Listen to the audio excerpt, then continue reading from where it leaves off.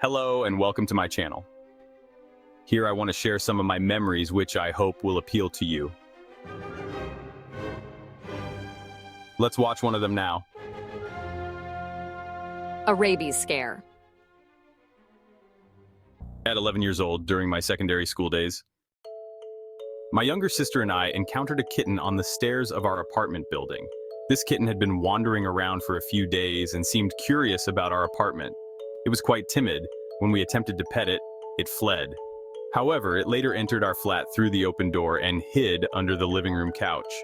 My mother became concerned and instructed, "Take the cat out of the house immediately."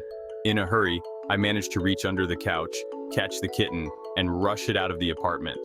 During this struggle, the frightened kitten bit my left finger, causing it to bleed. My mother insisted, "We are going to the hospital now." We visited a nearby hospital and explained the situation. The attending physician inquired if we could locate the cat. If we could bring it in, they would monitor the cat for signs of rabies. Meanwhile, I would receive rabies vaccinations for several days. If the kitten showed no signs of rabies during that period, I wouldn't need further vaccinations. Otherwise, I would have to complete the full 14-day vaccination regimen. I received the first vaccine that day. This ordeal was particularly frightening for a child. You had to wait in a long queue with your abdomen exposed. A nurse would inject a needle, seemingly as long as my arm, into your abdomen. You had to endure the pain as the needle entered your flesh and the burning sensation as the medication traveled through your veins. And I had to watch this ordeal many times until my turn came. The experience was terrifying. After returning to the neighborhood, I immediately began searching for the cat. Despite my efforts, I couldn't find it. Therefore, I had no choice but to prepare myself for the 2-week vaccination schedule. Little did I know, this nightmare would extend beyond 2 weeks. Since the hospital was very close, my mother sent me alone. The first few days were challenging, but the subsequent days became increasingly unbearable. My abdomen had become disfigured and hardened due to the needle injections. As a result, the nurse had increasing difficulty finding a suitable spot to insert the needle. Each additional attempt caused more pain. This torment was unbearable for a child. After the 9th vaccine, I declared, "Enough, I will not go." The hospital provided a vaccine report card for each patient, signed daily by the nurse administering the vaccine. My mother checked this report card daily. From the 10th day onward, I pretended to leave for the hospital, but instead went to our nearby grocery store where I filled in the daily report card as if the nurse had done it.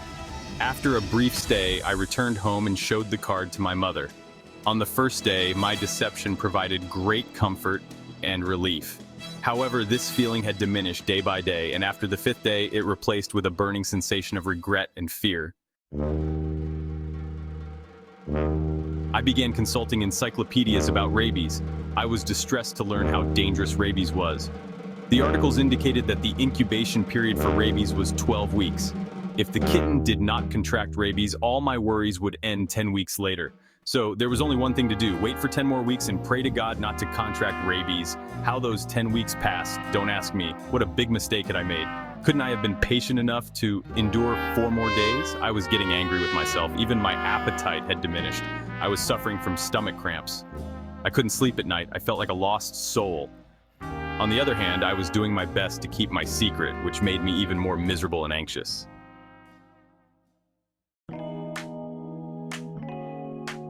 I can't tell you how relieved I was at the end of the 10th week. I hadn't contracted rabies. I was going to live. Life was beautiful. I was over the moon. Despite everything, I continued to keep my secret to myself. I didn't want my family to know that I had betrayed my mother's trust. My mistake would go to the grave with me.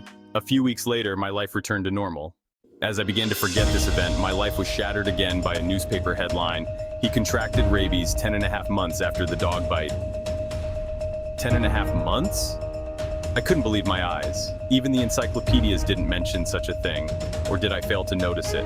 When I read the news, I saw that the event was considered unusual. God, was that a joke? My nightmare had begun again. There is a saying, the numbered days pass quickly. Don't tell me. Looking back today, I still feel lucky. Years later, I learned that the incubation period for rabies could be much longer. What would have happened if I had encountered a newspaper headline in those days? A man contracted rabies 5 years after the dog bit him? I don't even want to think about it.